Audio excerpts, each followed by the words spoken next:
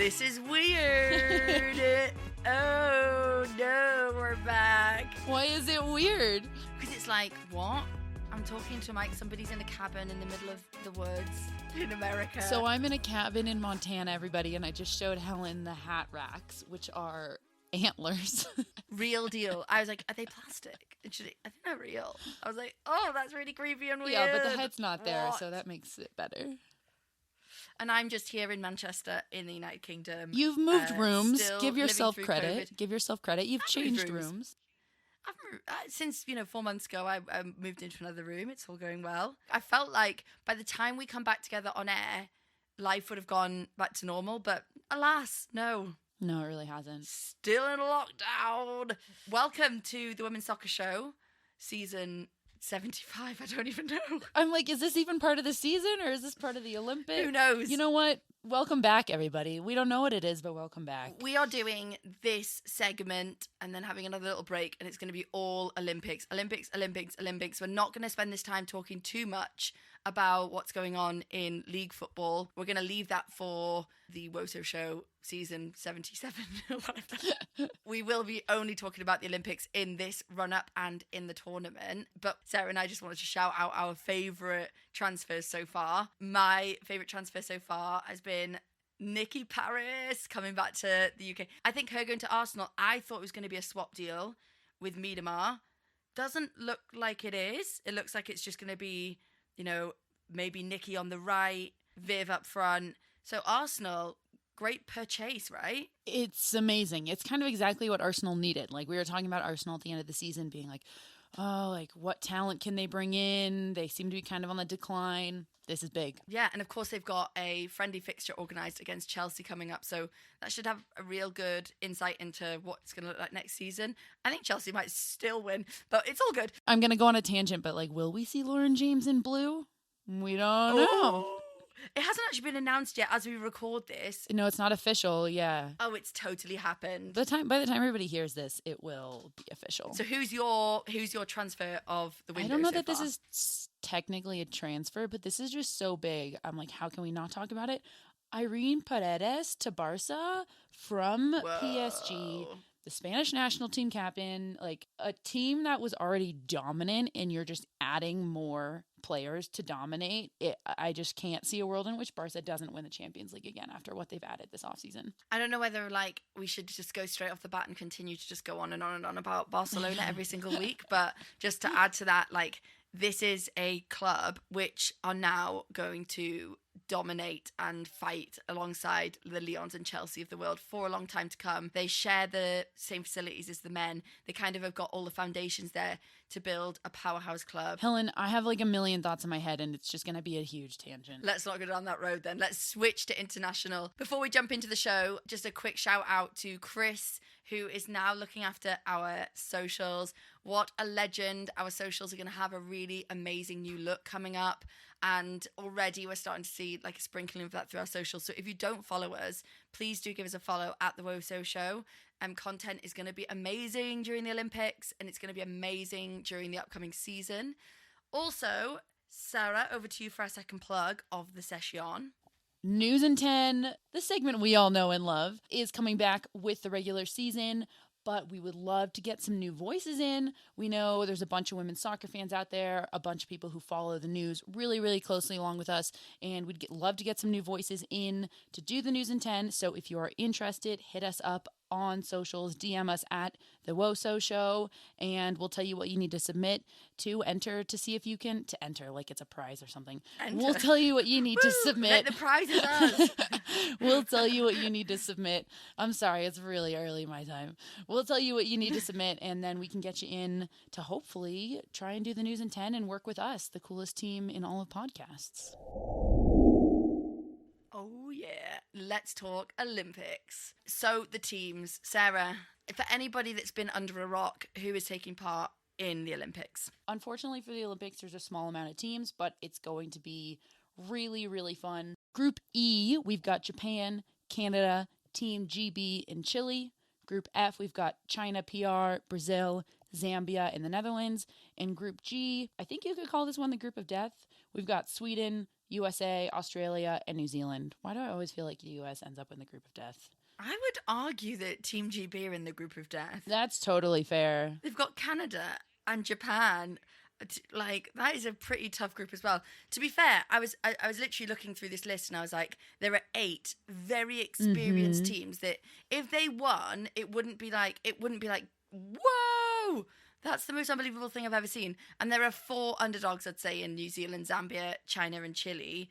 China, not so much, but the other 3, yeah, definite underdogs. But when you've got a tourno with like 8, like, quite experienced teams, anything's possible, right? This is definitely an anything can happen type tournament. Absolutely. And especially considering, and I know we'll get into it, the past 2 years have just been wild, and the predictions aren't really going to be as normal because these teams haven't been able to play games as normal. So it kind of feels like everybody's going to go and just see what happens type tournament. I know, right? And they're already all out there, so it's so exciting following it all on socials. We will be highlighting some of the top players from all the countries involved in the tournament on our social media, and we've already done a few of them, and it's just really cool to kind of look at those players in a little bit more detail and like players that potentially could be front runners for their country. Super fun. We're not going to highlight the players that everybody already knows. Everybody knows Megan Rapinoe. We're going to highlight those players that probably you listening know, but we get to dive a little bit more in depth on them from all countries all around the world in the tournament. So we are going to talk about probably one of the biggest fixtures of the entire Olympic women's football tournament, but it also happens to be one of the opening round fixtures, and that is Sweden versus USA. I'm just going to run through a couple. I'm sorry to cut you off. I cannot believe that's the first game for both of these teams. Distraught, beside myself. Yeah. I think when they drew that, we were like, oh, I hope it doesn't become a damp squib. Like, you know, like the opening fixture's like the big one, and then it's like, oh, and then they're playing I see what you're saying. New Zealand after that, you Yeah. know? But, you know, Sweden, USA is a huge fixture. And actually, in recent history, they're kind of becoming maybe like arch nemesis of each other. Of course, Sweden beat USA in the Olympics, which was such a huge game. Do you remember that? Unfortunately, I do. I think everybody here remembers that. 2016, that was the earliest exit for the U.S. team ever in any major tournament, Olympics or World Cup. Exited in the round of 16. Our former coach, Pia Sundhage, was coaching Sweden at the time. That was a rough one. That was a dagger to the heart. That was something that we'd never really experienced before. On the flip side, I spoke to Hedvig Lindahl, who is the goalkeeper for Sweden and still is and will be at this tournament. And she said it was literally the best day of her life. I can like, imagine. She's like, don't tell my partner. like it was legit the best day of their lives because there's nothing bigger than that. So the last time that they met, it was a 1-1 draw, and it was actually very recently. And I felt, and I know you agree because we did speak about it on the pod, that USA were really lucky to grab that last-minute penalty in the 87th, which, of course, Rapinoe tucks away because Rapinoe always tucks away a penalty. It's like she's an expert. England could have used her in the Euros. Not going to talk about it. And then, of course, the previous fixture to that was the World Cup, where the USA won 2-0 in the group stages. I just wonder if that game's a little bit more of a reflection on what we might see between these two, because it's an under pressure, tense tournament game, millions of eyes going to be on that game. So that World Cup game is slightly more of a reflection on, you know, a reality of an Olympic tournament game than a 1-1 draw in a friendly, would you say? I don't know for this specific, I think tournament-wise and pressure-wise, I would think so. But Sweden as a team, and I know we'll come on to it, I guess we can right now. Sweden as a team is very unpredictable to me right now. I'm not entirely sure if they're going to show up as the 2019 Sweden team that frankly could have beat the U.S. in the group stage. And this is a very strong rivalry, so we know both teams are going to come in guns blazing. As you know, I think this is this game in the group stage that they're both circling and saying, if we can win this game, we'll probably get out of the group.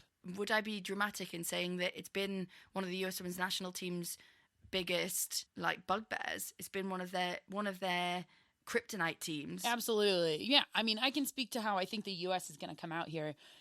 The U.S. does not forgive and does not forget when it comes to soccer and losing. Listening to some of the women's national team players since 2016, they talk about that game against Sweden all the time, and they talk about how terrible it was to lose so early in the in the round of 16 in the Olympics. They talk about that feeling and how they carry it with them from game to game, from tournament to tournament.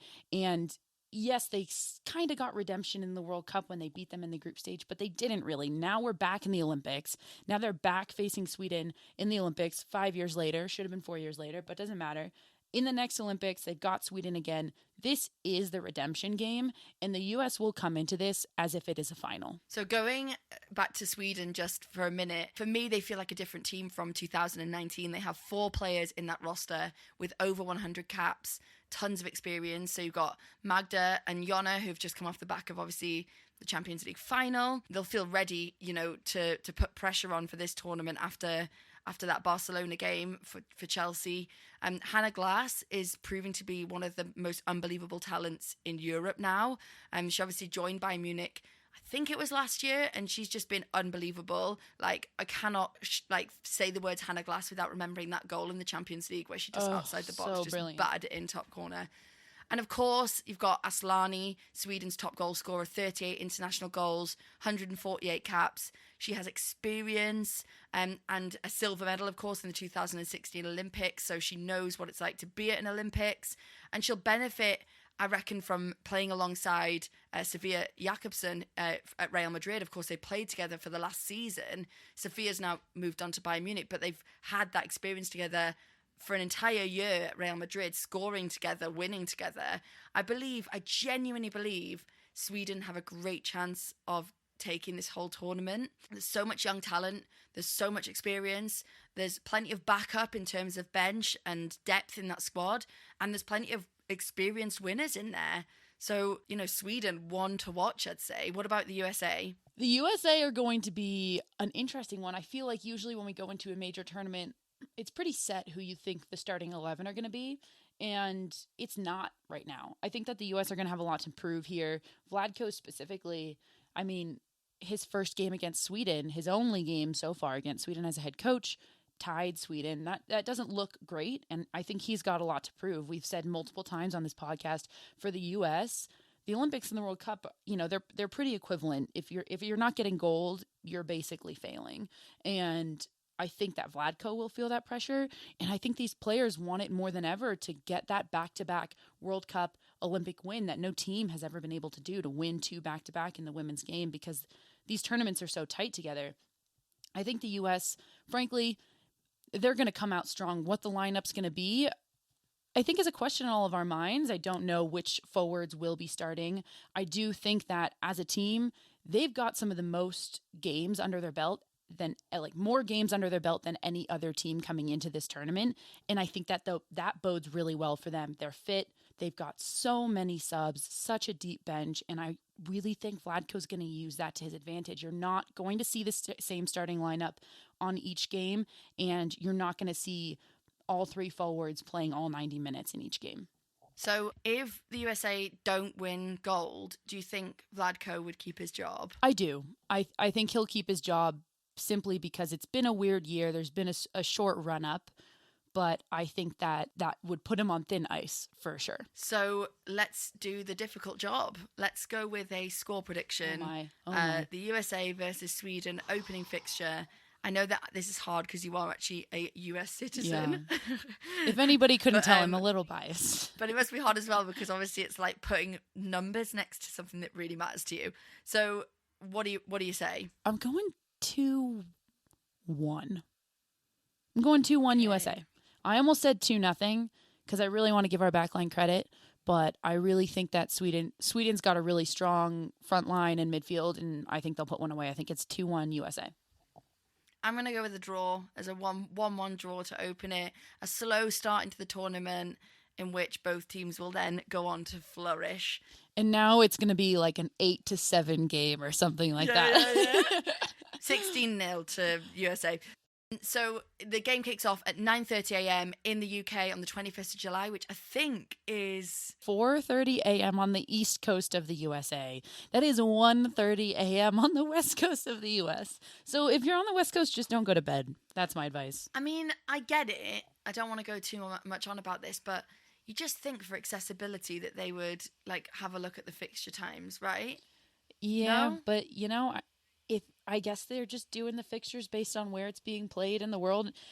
Somewhere in the world, it's going to be on at like 2 a.m. It just happens to unfortunately be in the U.S. for me. Where they want to watch it. Let's move on to the other side of the world then, where Australia are going to be taking on New Zealand. We've chosen that as one of our other ones to watch. What a fun one. I think it's a wicked one. Also, a bit of a preview of the upcoming World Cup. The Australia, New Zealand hosting the World Cup. Like, I just kind of want to see these two teams going at it. Hell yeah. So Australia have had a bit of a dreadful pre-tournament run-up with like absolute destruction in their fixtures. I reckon maybe Tony Gustafsson is just getting his feet under the table, hopefully. Obviously, he was the assistant manager for the US Women's National Team. He's won 2 World Cups with them. He has so much experience. And also, the Australian team have so much experience. He's bringing 2 unknowns with him to this tournament. The 19-year-old Kyra Cooney-Cross from Melbourne Victory and 18-year-old Mary Fowler, who's currently at Montpellier in the Division 1, which we love talking about. That was fantastic French, by the way. Oh my God. Well, I've been working on it. Un, deux, trois, quatre, cinq, six, sept. They're also, of course, going to be relying on Sam Kerr for goals. And for all our critics, she has literally all the golden boots at club level and 42 goals for Australia. So I'm pretty sure it's going to be, Sam Kerr reliance. I certainly hope so. Sam Kerr, like some of the criticism on her is that she doesn't show up for country. So what do you have to say to that, Helen? I did slate her during the last World Cup, I must admit, but she went on to be a real frontrunner in terms of goals.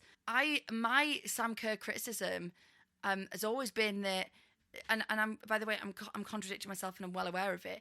My thing has always been with Sam Kerr is that you get a million chances and you miss sitters. Like, I go back to that Charity Shield game against Manchester City at Wembley where Sam Kerr was just abysmal and had so many opportunities. But I'm going to contradict myself in saying she makes those opportunities. Yeah. She's always right place, right time. She's always in the box, like winning headers, but sometimes she just doesn't put them away. So if you're getting 10, 15 opportunities in the game, credit to you at the same time, Going back to Australia, the last 5 matches between April and July have been a 5-2 loss, a 5-0 loss, a 3-2 loss, a 0-0 draw, and a 1-0 loss. To be totally fair, a couple of those games were losses to, former European champions Netherlands, powerhouse Germany, Sweden, who we just spoke about, very strong team, Japan, who have the potential to win this entire tournament. So they have been playing strong teams, but yeah, you look at those goal differences and they're letting in a lot of goals. So that's what stands out to me. Australia, you look at what they're playing and they've been playing a 3-4-3. It's kind of like a 3-4-2-1 with Kerr a little bit pushed forward. When you're playing a 3 in the back at this level, you're going to let in a certain number of goals. In my opinion, it kind of looks like they're saying, well, we'll just score more than we let in, basically.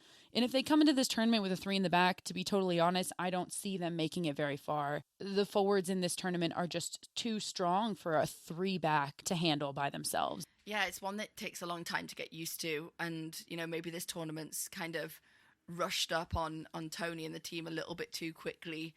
They have to play those fixtures because they're coming up to an Olympics, so they have to be playing the likes of Germany and the Netherlands. But you must feel pretty crap when you come out of a 5-0 loss, a 5-2 loss after those 2 games. Absolutely. Thinking, this method doesn't work. Do I really believe in my coach's mentality? Oh my good God, we're going to get hammered. But then you look at their lineup and, they got Kerr, Ford, Rasso, Van Egmond, Steph Catley, Ellie Carpenter. It's like this is almost an embarrassment of riches here that they've got on this squad. And Australia is that team that I feel like comes into major tournaments and we expect them and want them to do just a little bit better than they actually end up doing. So maybe this is their year where it all kind of comes together. Fingers crossed. And I think they'll be actually a little bit happy to be meeting New Zealand. I know they've got that rivalry, but you can't actually get better, I don't think, than opening your tournament against your noisy neighbours, New Zealand versus Australia. It's just brilliant. Every person that lives in either country always takes massive offence to being accidentally called the other nation. So I'm like, if you go to someone from New Zealand, you're like, are you Australian? They're like,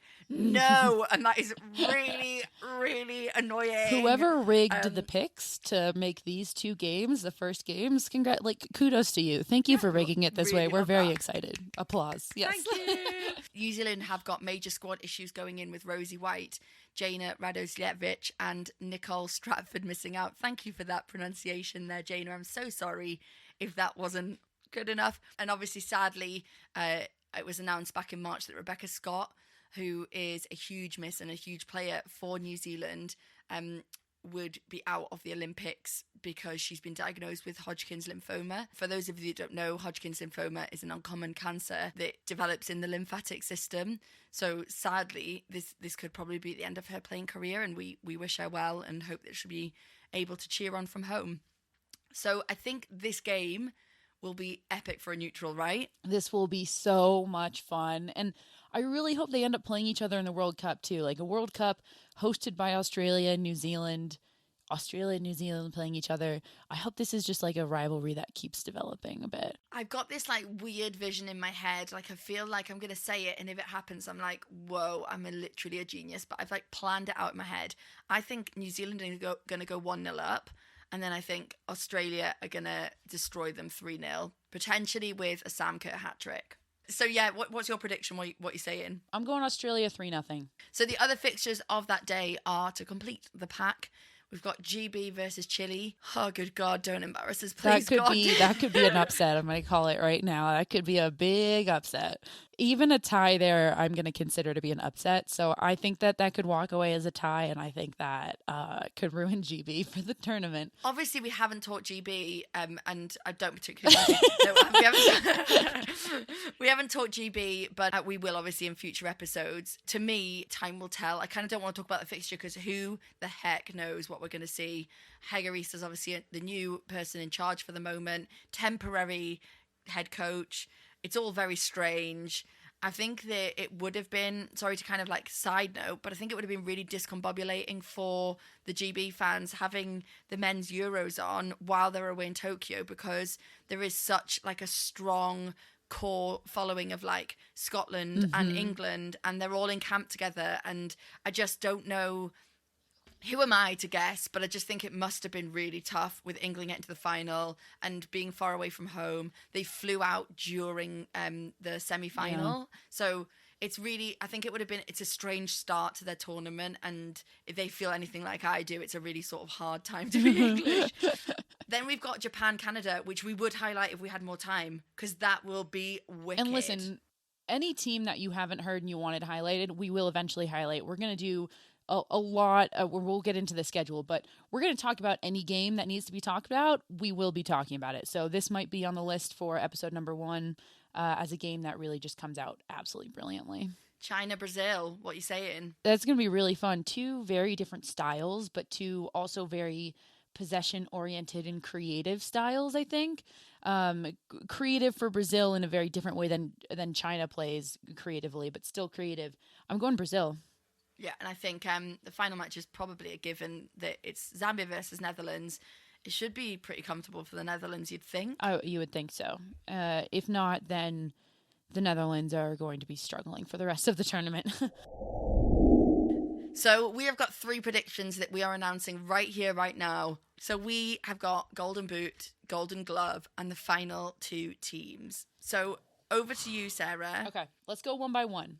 My Golden Boot, I'm going Iwabuchi of Japan. Oh, wow. Yeah, I'm really excited about Iwabuchi. Plays for Arsenal, really strong forward for Japan. I think Japan's going to do really well in this tournament, which is why I've picked her for the Golden Boot, because I think they're going to go very far, giving her obviously more opportunities to put more goals away. And you look at all of their previous fixtures this year, and she's scored in all but one of them. So I think she's a strong goal-scoring presence for Japan. They've been able to score a lot of goals as a team. So I'm going as a dark horse, Iwabuchi of Japan. I love that, and I literally live for that. So thank you. I have gone for another Arsenal player, Vivian Miedema. Sorry, it's a good one. Obvious. No, it's a good one. But Netherlands play Zambia, then they go on to play Brazil, and then they go on to play China.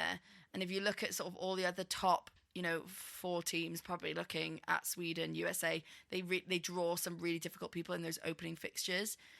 It's hard to predict what's going to happen after the group stages, but I think that Miedemar should really be putting some goals away. Let's move on to Golden Glove. I'll go first this time. I have gone with, purely just because I really like her and she's like really nice to me, Hedvig Lindahl.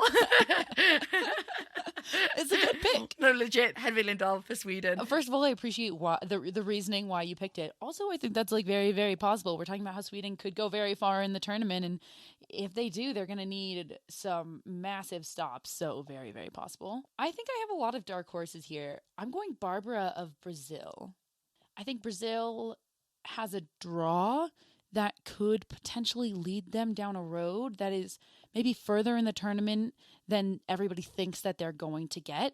And as a team, they didn't have the strongest defense. So I was like, hey, I think Barbara's going to have to come up big. And if they go far, she will have come up big and she might get that Golden Glove. This maybe has led you to the final two teams. I'd love to know who your final two are now, knowing that you've just said what you've just said. Drum roll, please. I think I'm going to get a lot of shit for this, but that's okay. Bring it on. It was difficult to go through, but I have landed on this. USA, obviously, versus Brazil in the finals of the Olympics. Wow. That would be epic. I really do think, just as I was going through the tournament, and maybe I did it wrong, but I don't think that I did. I think Brazil has a road there, and I will explain a little bit why. I think that Brazil will be number one coming out of their group over the Netherlands. I was very not impressed with how the Netherlands played in any of their friendlies leading up to this tournament. This group is China, Brazil, Zambia, the Netherlands. You could argue the weakest group in this tournament. So I think Brazil will handle China. I think they'll handle Zambia, and I think that they can pull one out against the Netherlands, just the way the styles match up. That'll have them coming out first in their group, and frankly, from there on, it's anybody's game. I, unlike Sarah, have done no research. Helen's gonna make a selection, and the two teams are gonna meet each other in the quarterfinals. I literally could be making this up, and this might not be possible, but you live and you learn. I am going for, as European champions, the Netherlands. And I'm just for a curveball, because I knew Sarah would say USA, I'm going to go for Sweden. So Sweden versus the Netherlands final. And I actually don't think it'll happen. I actually think the USA will probably walk this tournament, but that is by the by. I also really wanted to shout out Sweden, and the Netherlands are a force, so I just thought it could be an interesting dynamic for it to happen. Who knows if that's even possible, though. Sorry guys if I've done it wrong. I do want to shout out Japan and Canada. Japan, I think, has the potential to win this entire tournament. Canada's been improving. To be totally honest, this is just me giving my unsolicited opinion, so we can also cut this out. Canada, to be honest, they've been getting better and they've been more impressive. Do I think that they'll win the whole thing? No. Do I think that they'll challenge teams like Japan and Sweden and the US? Absolutely. This is all going to be a super exciting time. I'd like to really quickly go over what's to come. So this has been our first preview episode of the Olympics. Sarah, would you like to share with the people of the world what will be happening moving forwards? We are going to have episodes dropping the day after each day of games. What I mean by day of games is, for the group stage, like leg one of the group stage, all of those games will be played on one day. And then 3 days later, all of the second games will be played. And then 3 days later, all of the third games will be played. So Helen and I, the WOSO Show team, will be having episodes dropping the day after each of those game days, which is super exciting. You can watch all of the games. You can get up at 4 a.m. with me, watch all of the games, and then the next day, Helen and I will have an episode dropped that you will get to listen to. So we're super excited about that. We'll be talking, obviously, in real time about each game. We'll be highlighting kind of like a game of the day, whichever matchups seem to be the most exciting, very similar to how we do in our regular episodes of the season, how we highlight a game of the week. And you can tune in and listen to us break down and analyze all of the games, all of the teams, and hopefully see that our predictions come true, but also make fun of ourselves if they don't. They probably won't come true, but we've accepted Well, the that. only one really that did can't was wait. Barca, so we're not 0 for all of it. Some of them come true. I can't wait for the next few weeks, though. I think it's going to be really, really good fun. I can't wait for the opening fixture on the 21st. It's going to be an early start for me, an even earlier start for Sarah, but it'll all be worth it. So exciting. 21st, first day of games. We'll be dropping an episode on the 22nd. So we're really excited to go through this with all of you. Thank you so much for joining us for our preview episode. Bring on Let's the go. Olympics! I've been Helen. I've been Sarah. Goodbye. Thanks, everyone.